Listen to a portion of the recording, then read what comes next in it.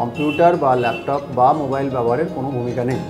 এরকম কখনোই সত্যি নয় যে অত্যধিক ল্যাপটপ বা কম্পিউটার বা মোবাইল ব্যবহার করলে চোখের পাওয়ার বেড়ে যাবে, বা যার চোখের পাওয়ার ছিল না তার চোখের পাওয়ার চলে আসবে, তা নয়।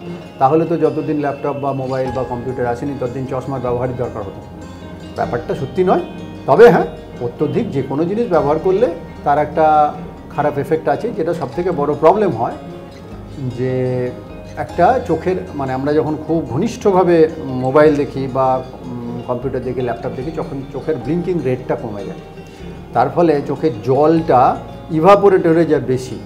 এইটা বাচ্চাদের এফেক্ট না করলেও একটু যারা বয়স্ক বা 40 ঊর্ধ্ব বা মোটামুটি 25-26 বছর বয়স তার উপরে, তাদের ক্ষেত্রে চোখে একটা ড্রাই আই, চোখের জল কমতে থাকে, ড্রাই আইয়ের একটা সম্ভাবনা থাকে।